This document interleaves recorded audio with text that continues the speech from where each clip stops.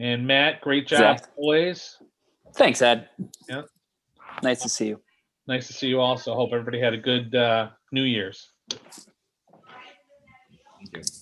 Kind of looked like every other day. That was my comment. Yeah. Agreed. Like Groundhog Day. Yeah. It's okay.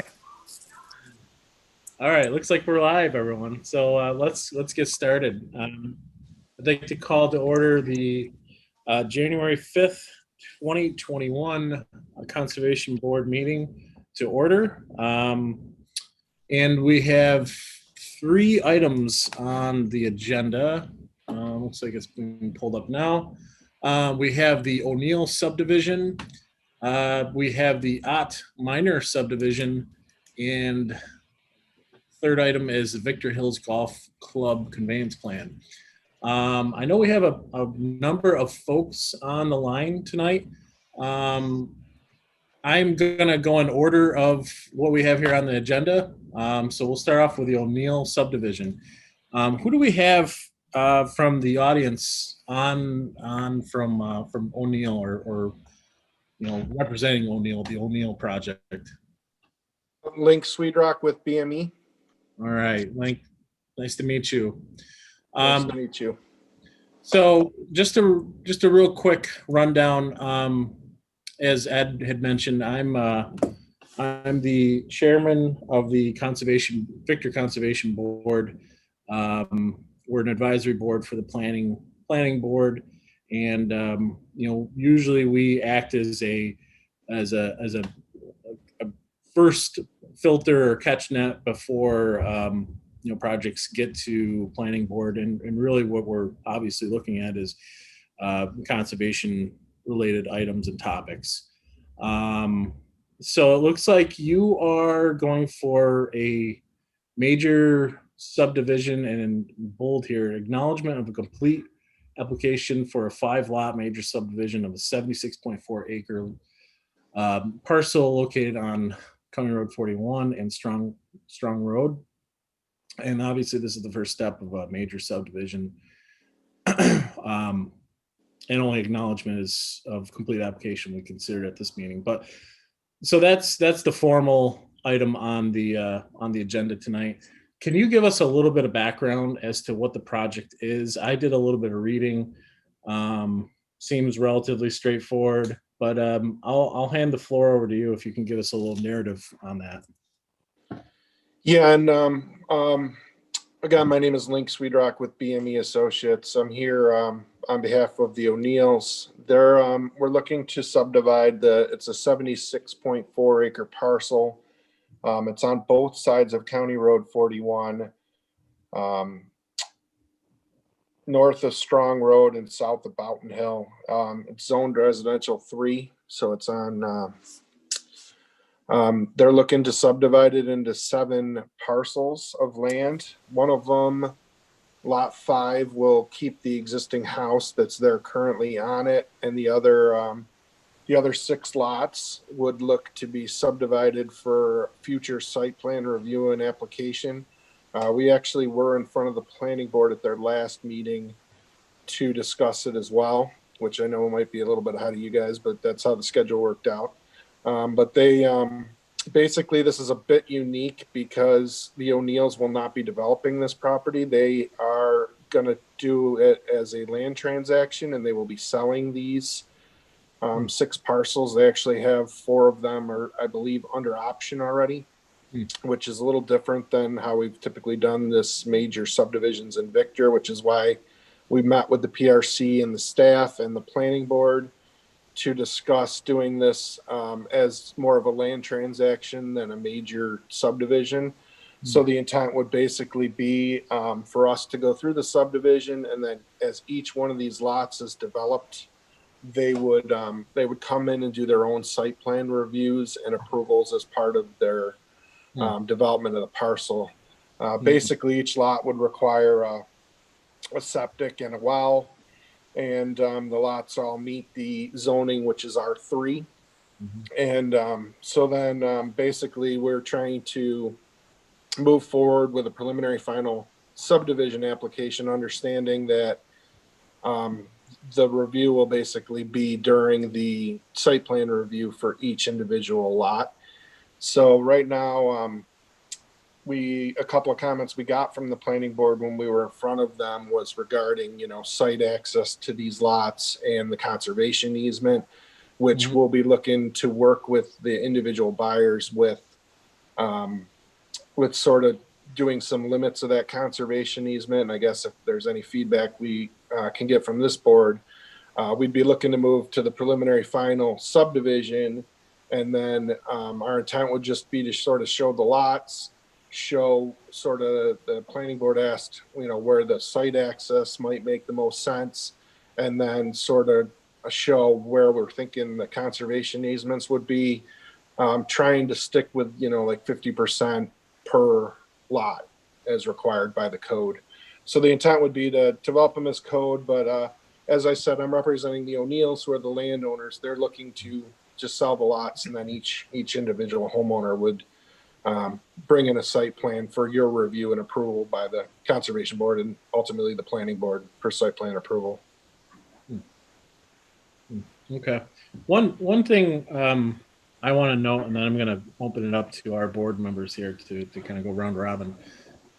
There was a note in there from Al on some of the comments, and I'll quote him and saying, concept of the area to be preserved, or one area. And I think what he's driving at there is, when there's a subdivision of this size, usually it's one developer. And as you mentioned, we're going to have several different folks come in. But when there's one developer, you kind of have a common theme when it comes to open space and green space. I would like somehow, and I'm not sure how that can happen, but it would be interesting to see a plan put together to see how we make all these lots cohesive, we'll say, relative to the green space, rather than looking like a jigsaw puzzle, if you will. So that I do agree with his comment in there, and that's my really only note that I'll make, and I'll open that up to you, Link, if you have any thoughts on that. Yeah, that's consistent with sort of what the planning board's comments were too. And I actually have drafted a plan, but now we have a lot of people looking at these lots, and people have these lots under option. So my intent would be to, when I come in with the preliminary final subdivision, we're going to be working with all of them to try to develop a plan of where we think the conservation easements are. I don't have a good plan yet because there's a lot of moving parts with different parties now. So my thought is, I understand the town's comment, and we got to work with the people to see how we can make the conservation easements. We're going to try to make them contiguous and connect them as much as we can, and try to maintain, there's some wetlands and things that we're obviously going to include in the conservation easement. But I think that's something that we're going to have to, work through with the planning board and the conservation board during the preliminary and final subdivision application process. Okay. All right. Good points. Let's open it up to the board members here. Start, I guess, Matt. Any thoughts? Did you get a chance to read through this? And Yep, I did. Thanks, Andrew. And definitely I echo the same thing. The note I made was comprehensive easements. We definitely don't want to go in there and see 6 different easements where they don't make sense, don't look good together. I'd like to see, 2 lots next to each other. Maybe the easements, are both against the one lot line so that it makes sense, as opposed to, having them, not in a comprehensive manner. And then, of course, we always, or at least recently, we've been speaking with the developers as far as the notating and the delineation of the easements. So we definitely want to make sure they're marked properly. If you have any questions on that, it's almost like I think I'd like to see this run comprehensively at the beginning, and then each person brings in their builder or whatever. That That'd be my wish. If I had a wish, that would be it. No, that's a good point, and I like that, Matt. Comprehensive is the right term to use across the board. So Matt, are you recommending that we should have it noted that it be one of the conditions that should be established, that the easement should be part of the proposal for consideration on the option, just so that we can be assured that there is something in place? Because in the past, people have promised to do stuff and never follow through with it. I'm not saying that we're trying to put them into any additional expense, but at the same time, we need to be assured that something is going to be standard and others take portions of it to fulfill their commitment as quote unquote new owners, but not that everybody comes with a different plan and try to match it. And if it doesn't match, then at the end of the day, the town has to be concerned with solving that challenge. Yeah, Keith, I definitely, my recommendation would be that that you guys consider comprehensive easement plan, and then each potential buyer works from that, as opposed to I know you mentioned you're trying to get to that 50% per lot, but you want it to match the land, right? So instead of just forcing it to be 50% per lot, it may make sense to have this whole wooded area put in, and this area, which is already, just meadow or old field or whatever, not necessarily in. And you mentioned the wetlands, so we want to be sure they're in. They may be more or less than 50% of an individual lot.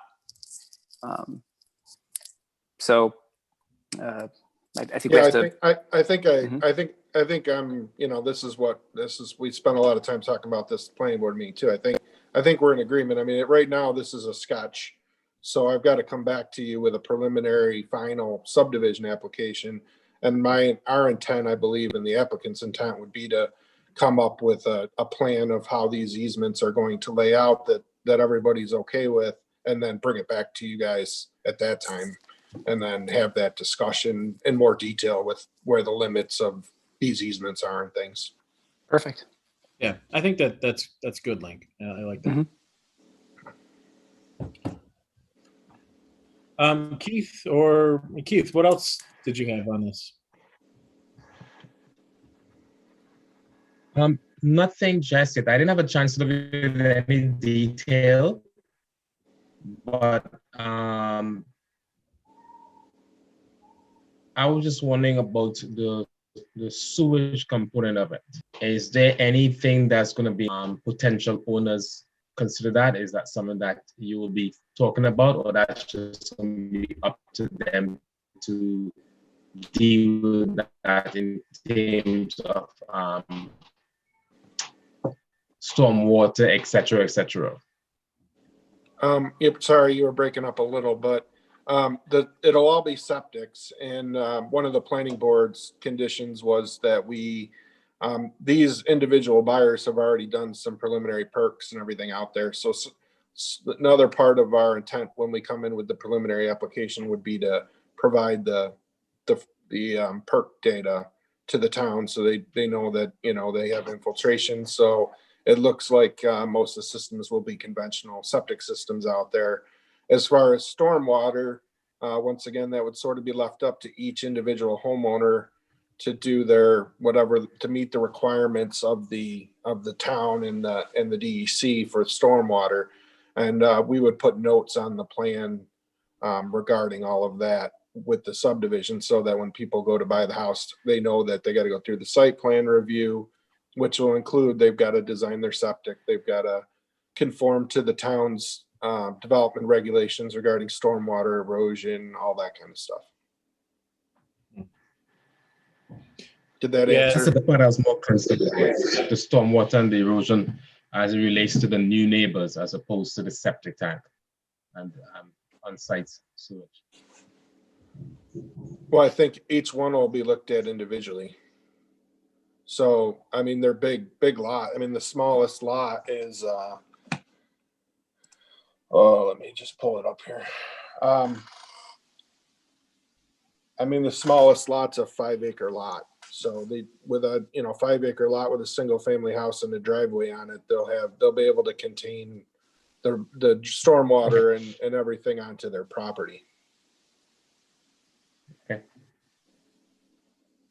So the lot, just so you know, lot 1 is 8 acres, lot 2 is 12 acres, lot 3 is 5, lot 4 is 5. I'm just rounding. Lot 6 is 9 about, and lot 7, which is the big lot to the south, is going to remain about 30 acres. Okay. Just to give you an idea. So each lot has enough room for a septic, for their house, for their driveway, and to accommodate whatever conservation easement we can all agree on and make sense along property lines and woods and things where we can. Fair enough. Okay. All right. Anything else, Keith? No, that's it for me. Tim or Pat, anything?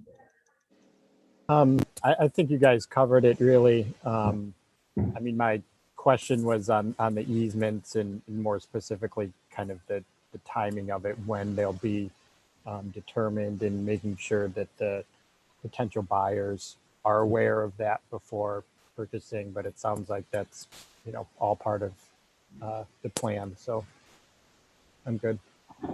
Okay. Pat?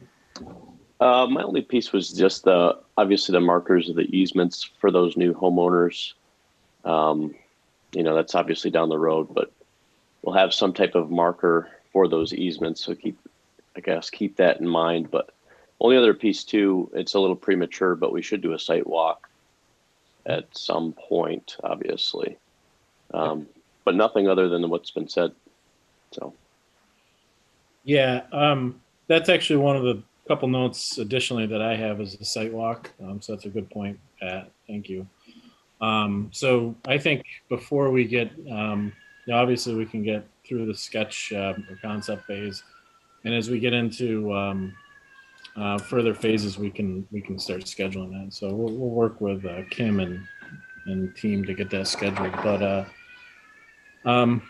anything else, Pat, or anyone else? I just noted there's wetlands on 6 and 7, I think. Other than that, obviously we'll pick that up in the site walk.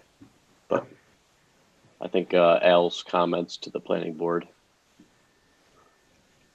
noted that. Yeah, one thing I picked up on, and again, this is probably a little premature, and it'll probably be caught in the next phase, is slopes and material removal or excavating, really. I did hop on Encore, and it looks like it's a fairly there's some significant slopes out there. So I'll be interested to see how the plan for that, and then where the lot placements are potential. I know right now it's going to be dependent on each buyer, where they want to place the house and whatnot, but it's going to be interesting. I'd like to see that, and also just to make note, I know Keith kind of mentioned this a little bit. It's the green infrastructure with the stormwater management. These are big lots, I agree, but you kind of look at each lot contributes to the overall green infrastructure. So I'll be interested to see what the plan is moving forward and looking at that.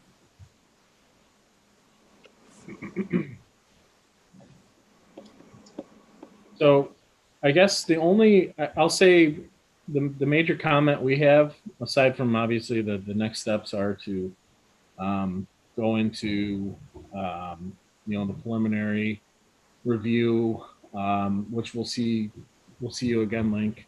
But we're very interested. I'd say, as Matt mentioned, a comprehensive easement plan. I think that's probably our only comment or action at this point. There's going to be follow-on actions in the coming meetings, but that's probably the big one that we're going to be looking at next time around. And obviously the site walk as well. Okay. that's consistent with what we were sort of working with for the planning board as well. So I think we'll work on getting a plan together to get back in front of you. Okay, great. Well, thank you for joining us, and we'll be looking to hear from you shortly. Okay, thank you for the input. Thank you. Have a good night. You too. Thanks, Link. Bye. Okay, so no, Susie had to jump over to a different meeting here, but I have it. You want me to read it? I have it. Oh, There she is. I'm here. So you want the original presentation back up, right? Sure. I was just going to read it off of our agenda, but that will work. There you go. All right. So yeah, item number 2, minor subdivision on 1086 Strong Road. Looks like applicant is before the board requesting to subdivide an existing parcel into 3 lots. One lot on the land west of Strong Road, and the rest on the east side will be divided into 2 lots. And I'm familiar where this is. I've been down Strong Road a few times. And is there anyone on from the OT project?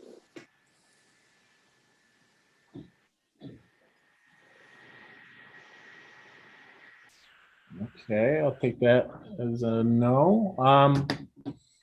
So I guess board members, did everyone get a chance to take a look at this?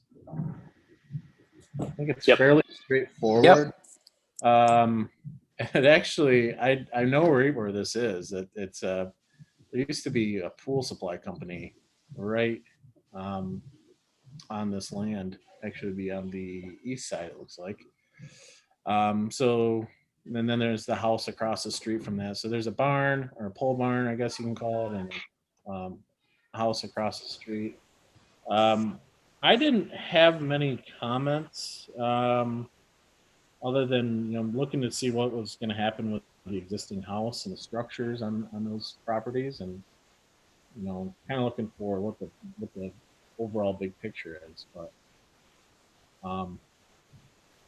I guess, is there any other comments or any thoughts you guys have?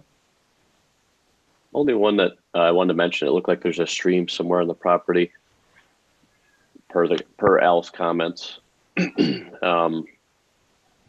Obviously, we don't have too much detail, but again, this would probably be another good site walk opportunity. Yeah, I would agree with you, Pat. Being that there was a pool supply company on there, or business, and the stream. I would like to know, and I don't ever recall, because I actually went there several times.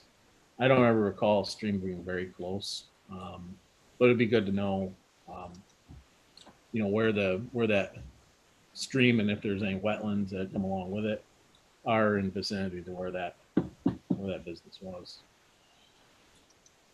Now, is there an existing home, you said, or barn, or home and barn, or just? I think it's a house on the west side and a pole barn on the east side. If you look at that map that Susie has up. Yeah, lot 1 has the house. Lot 3 has the pole barn. Oh, gotcha.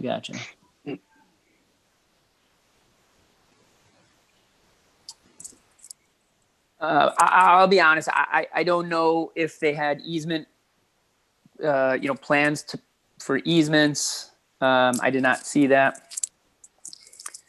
That would be my comment. I'd like to see if it wasn't provided. If I just missed it, that's one thing. But otherwise, what's the plan for easements? What would be the plan for home? I mean, I think at this point, are they just looking to finish the subdivision? I mean, to subdivide, and so there's really nothing else for us to look at right now other than. So looks like the mail that they're giving us here is applicant is before us, or before the planning board, to request subdivision. So I think it's similar to the first item on the list here. It's more of acknowledgement of the project. I think, like you mentioned, there's more information that we need a little more background as to what's going in there, and what conservation easements. What is the plan? What's the comprehensive plan? We'll stick with that theme. What's the comprehensive plan for easements, and and that one lot is a fairly large lot, it looks like. Right. So is there further subdivision of that, or what's the plan there?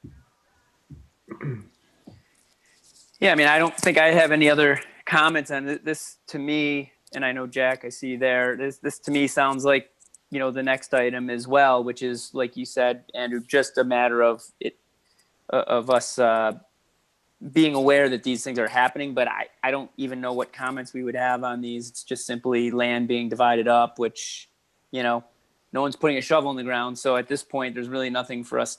I don't see anything for me to comment on, at least. Yeah. I don't. Aside from the generic, making sure that they have the right information that they're submitting at the next steps. Right. Part of the preliminary plan. Right. At this point, this is paperwork, so it's not gonna take down any trees or anything that I'm worried about. Right. Yeah. And the site walk, future site walk.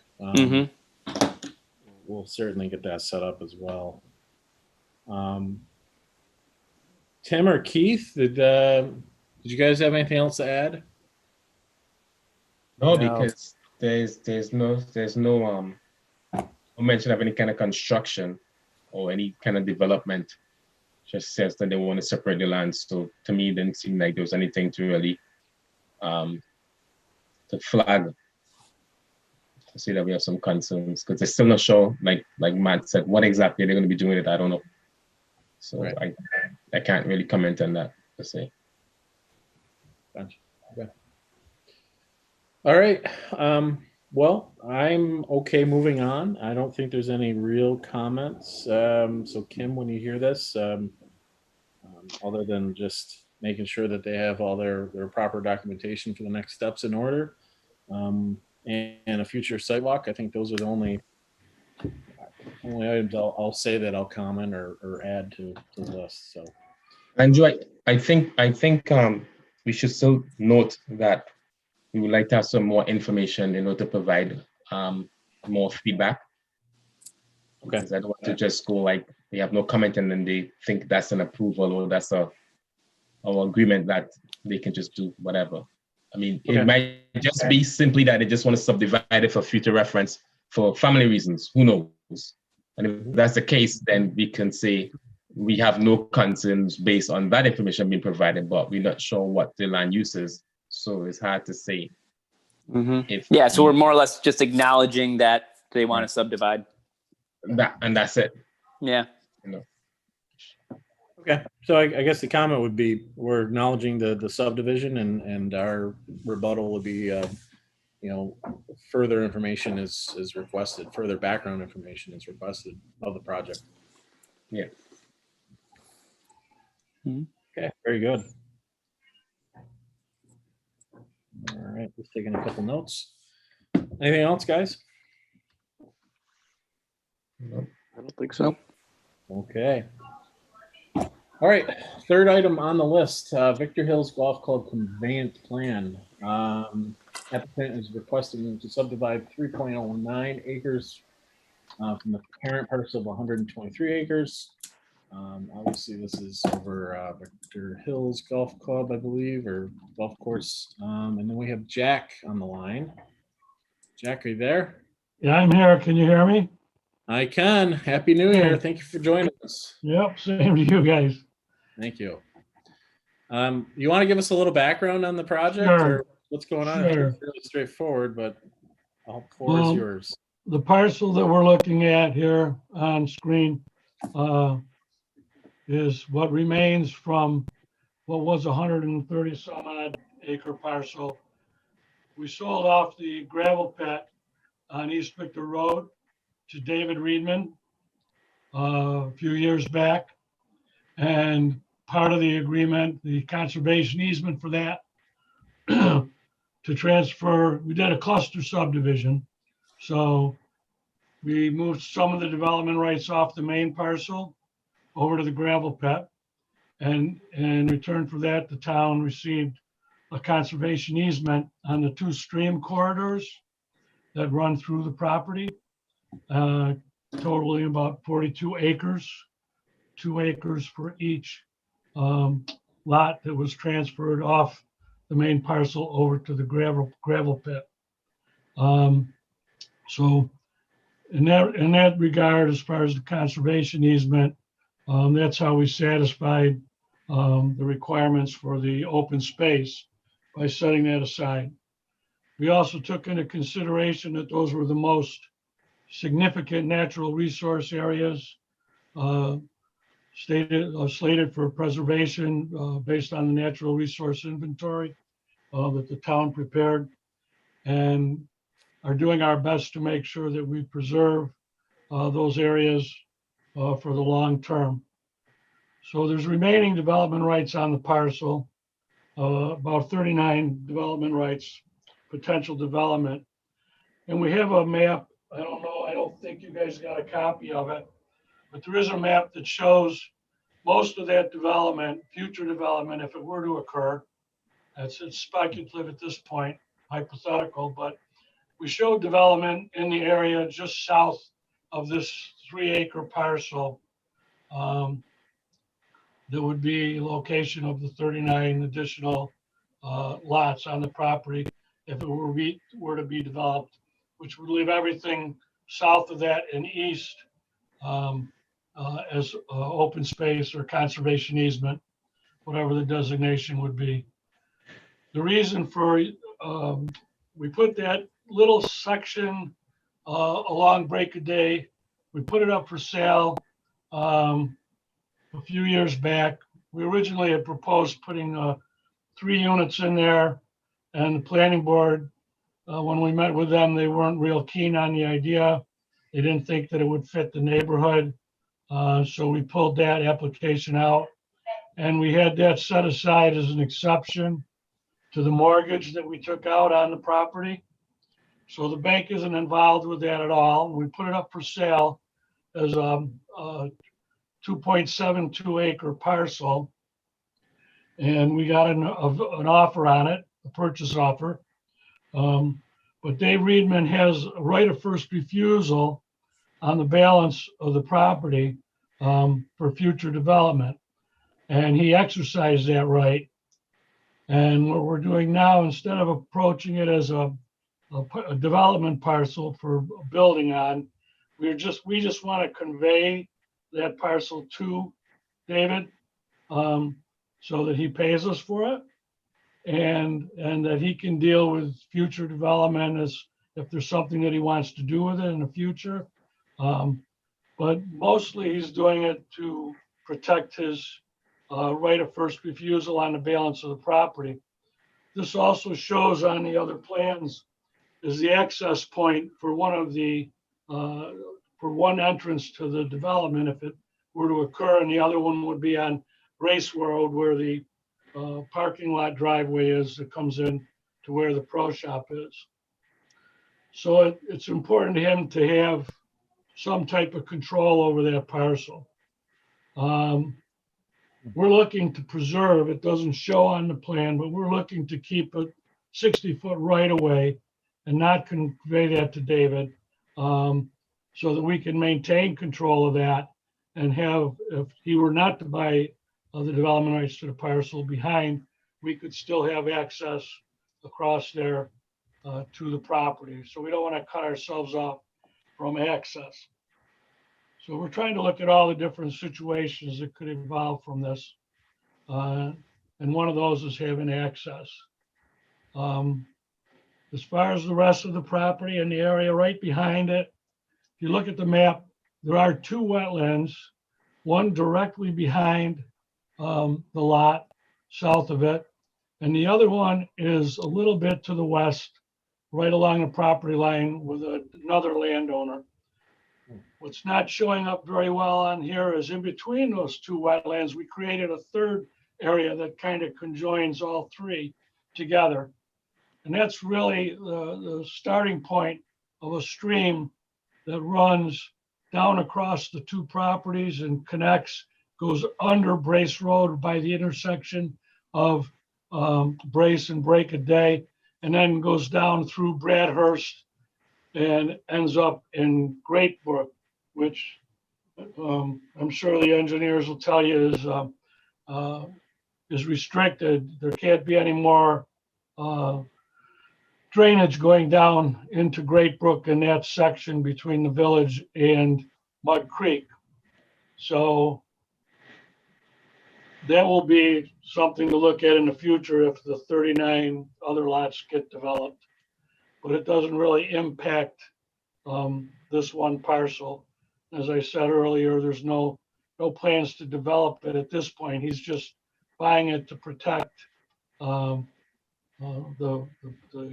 right of first refusal.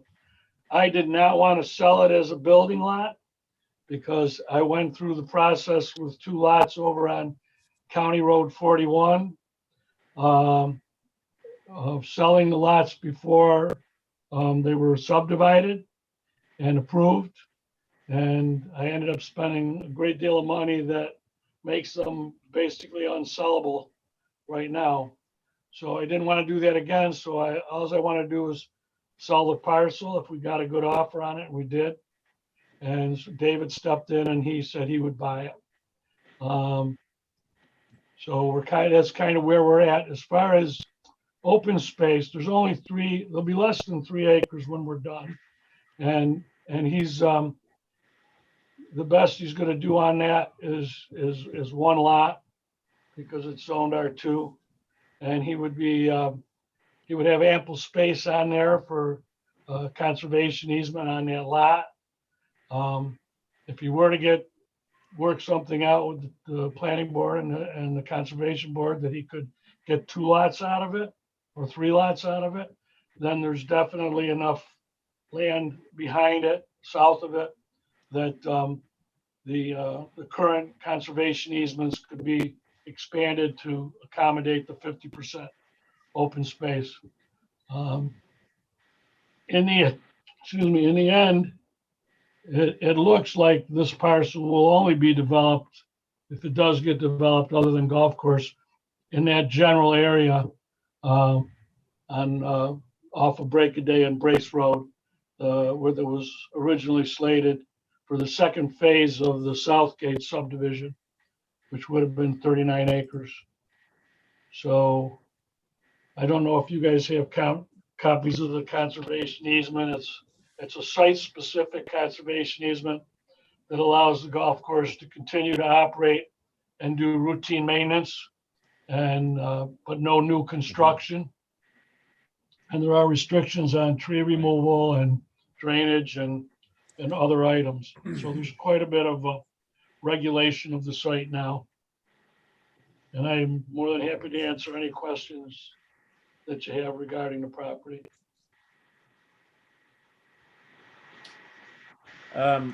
No, I thank you for the detail. I think it very nicely done. So the only question I have, I'm looking at one of the items, the map I think the BME drew up, and I'm looking at it right now. That's why I'm looking away. But there seems to be there's a driveway. Is that the driveway you're referring to? You're going to keep its access, or how is that? Or is that just the parking area for the hiking trail? That's an easement we gave to the hiking trail years ago, and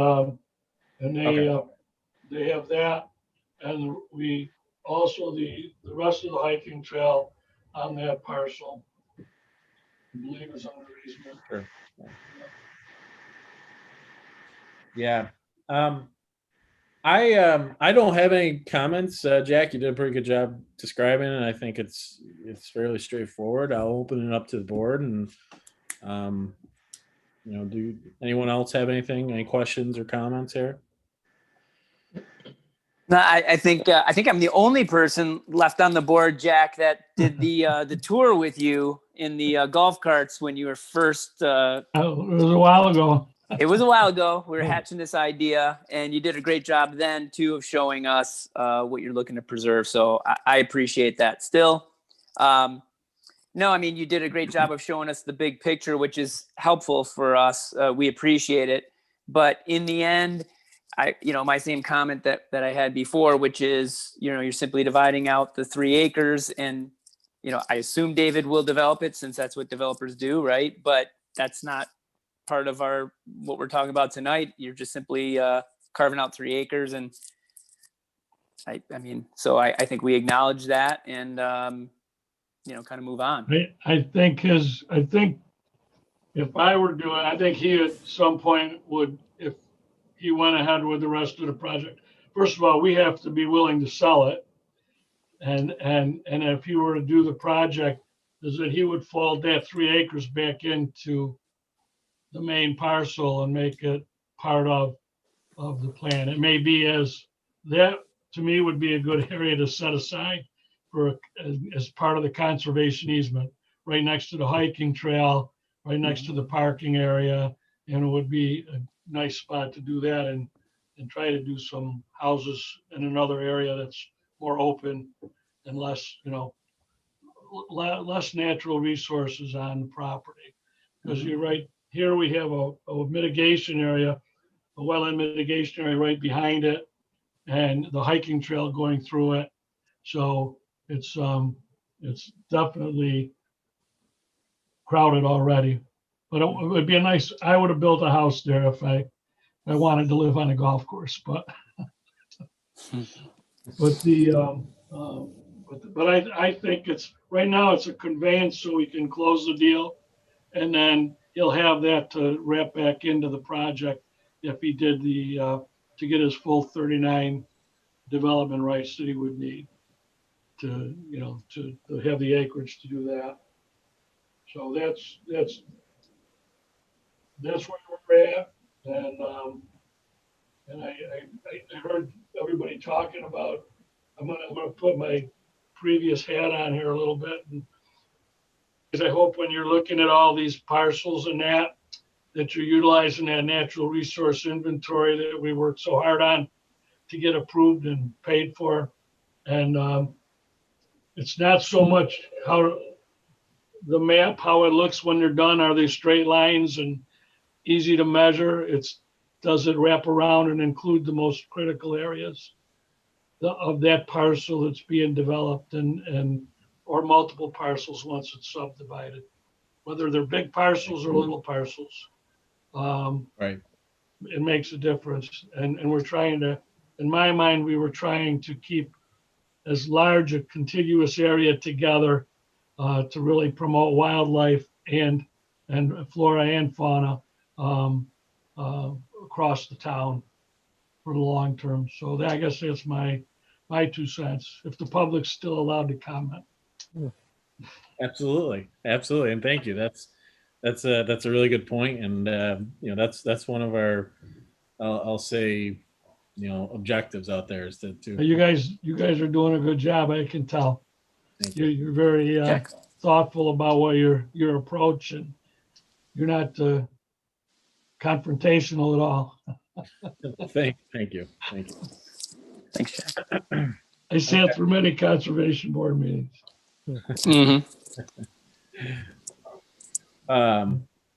Anything else from any of the board members or Jack? Anything else?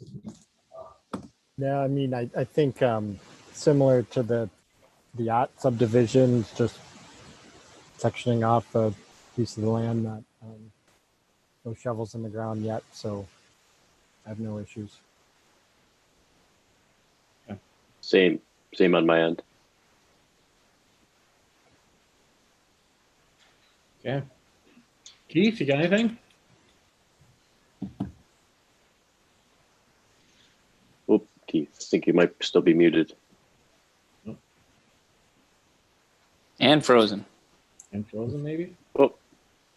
Nope. No. Well, I don't think there's much more to add to this. Certainly if there's more we can revisit it, but I think that's that should cover it pretty well. Jack, thank you for taking the time.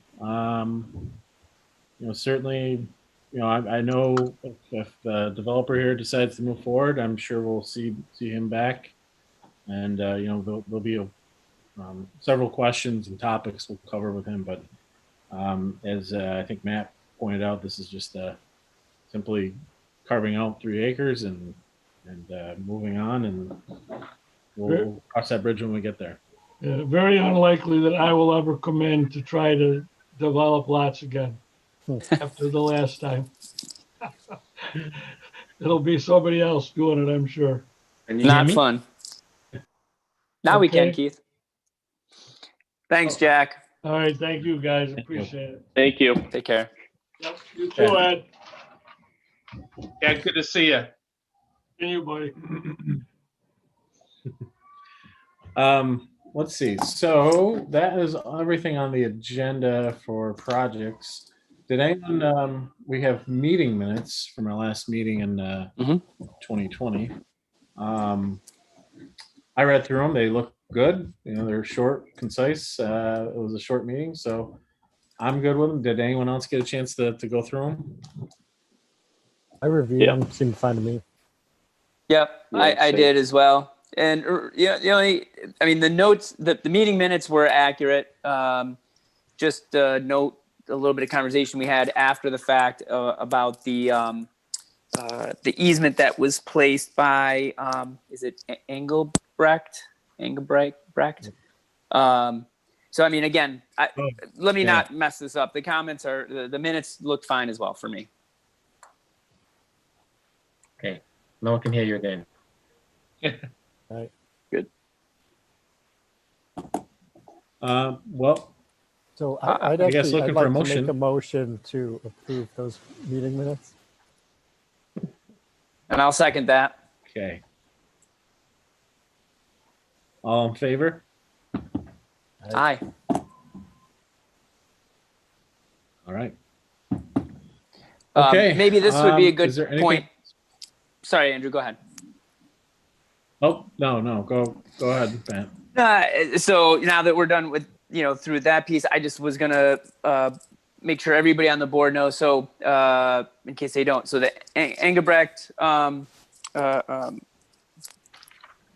piece that we looked at, project that we looked at, a couple emails back and forth after the fact, and sort of we discovered that there was, in fact, I think the comments were something to the effect of, well, the easement was just the folks just donated or kind of gave or offered up the lot to put an easement on, and Al Benedict was gracious enough. He's so good and reviewed our notes and noticed and pointed out the fact that in fact they received the family received tax breaks, right, for putting that in an easement. And so I just want to be sure everybody on the board realized that. And so I think we're working now with them to, in light of that new information, to determine how to move forward. But just so everybody on the board knows, that's another aspect of it that wasn't covered during the meeting. Yeah, That makes sense. So I thought of that as well, Matt, after the fact. Just thinking that, that can be a motivation for people wanting property in a conservation easement. So it's good to remember that going forward as we review these projects. For Engelbrecht's, I mean, they want to take it out of an easement, so it's sort of they're looking to put it back on the tax roll. But certainly that's good for us to consider as we review these, the tax implications. This is coming from a CPA and accountant, so. There's always money trail. Yeah. I was like, wow, so nice. Goodness of our heart. Have we had any contact with the Engelbrechts and do we, I guess, what is the next step there? I know that kind of goes beyond our purview, but. Right. Great question. I just wanted to be sure because, shared a couple of emails, and I wasn't sure if everybody had those, so I wanted to be sure everybody on the board knows. Now you're up. Sorry, I'm not sure if you can see me. But basically, you're all up to speed now. Just there was a conversation after the fact where Al pointed that out, and so now we're.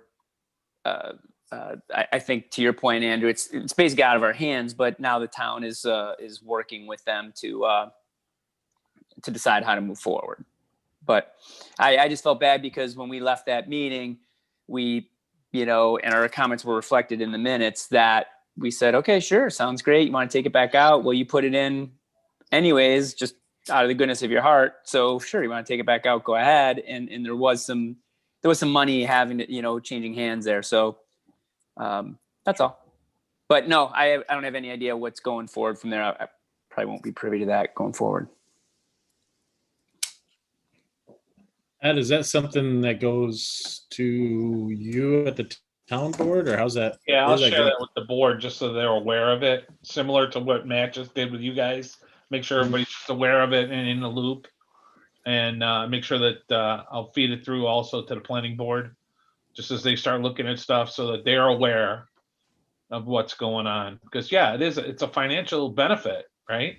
When you get a conservation easement on a piece of property that, we've done it. I can remember at least one other instance where somebody had a whole bunch of property that definitely fit the criteria, but their motivation was the taxes, so by putting the land under conservation easement, taxes go down for them, so they're not paying as much. So yeah, I'll just bring it up with them and let them know. Cool. All right, that'd be great.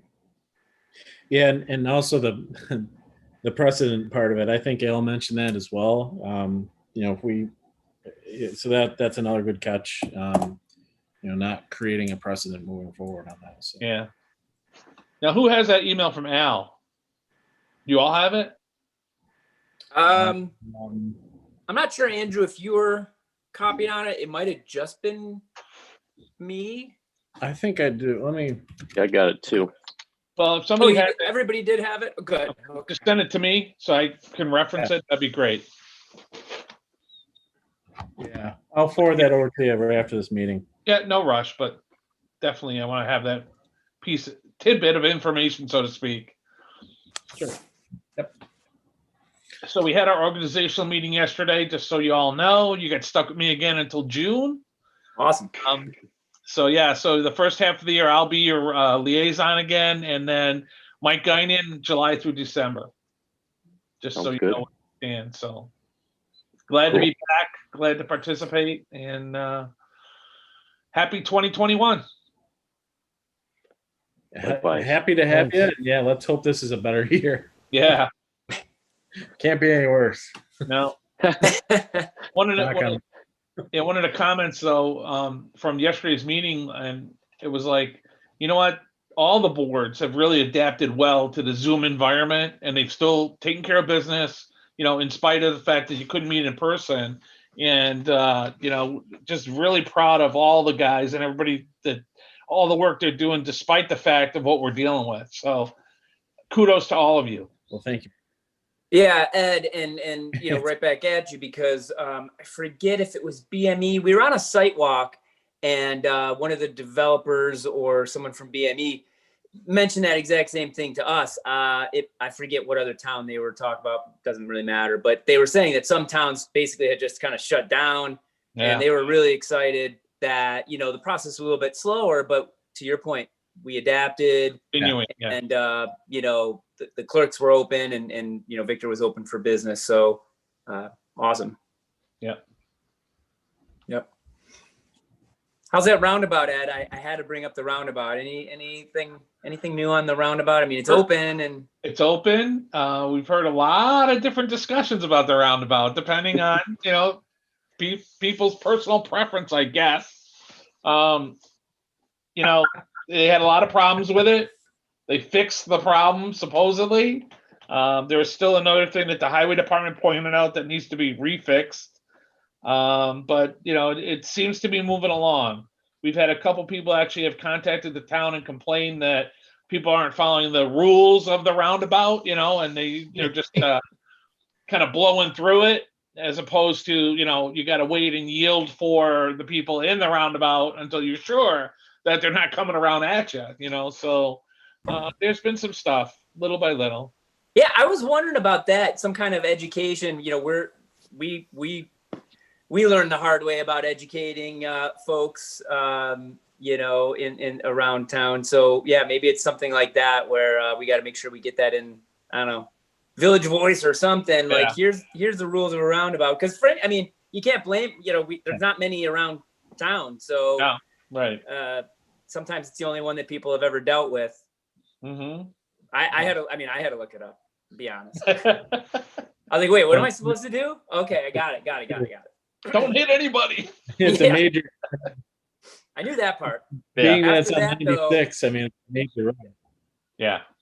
Yeah, and that's part of it. Yeah, we can educate people in Victor, but you get a lot of other people that travel that road that are just either passing through or whatever, whether it's from Manchester or Farmington or, wherever, or heading the other way from the city after work. And so it's probably not perfect. It was one of the 6 projects that was identified. Because it was state money, we're glad we got that one in at least.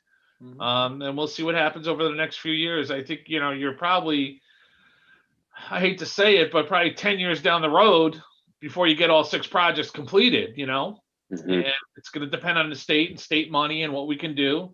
Because as you know, Route 96, State Route 96, that's what they call it, right? So the state's heavily involved, and some of the projects that were identified on the other end of town going towards like Eastview Mall, once you get underneath that throughway bridge, Mm-hmm. heading towards the mall, there's a project there that's also supposed to help, with traffic congestion and things like that. So I don't know what's going to happen next, but hopefully it's just step one of many to try to, figure out the whole traffic problem that we've had here for 30, 40, 50 years, whatever it is. Yeah. Going through it a couple times a day, I think it definitely worked. Like I said, there's some education maybe or whatever, but it keeps things flowing through there. So either that or the pandemic keeps things, keeps traffic down. But I think the biggest thing is before, when you came down Lynott and you tried to make a left, forget about it. Trying to go past two lanes of traffic basically. And now you can kind of more easily get down the hill into the roundabout and out. Yep. Cool. Right. So nothing else. That's it for now. Sounds good. Thank you for the updates, and Thanks, for everyone bearing with my bad internet connection. So I guess with that, I am looking for a motion to adjourn. I'll make the motion. I'll second it. Pat. All right, and second with Matt. Awesome. All right, meeting adjourned at 7:30 p.m.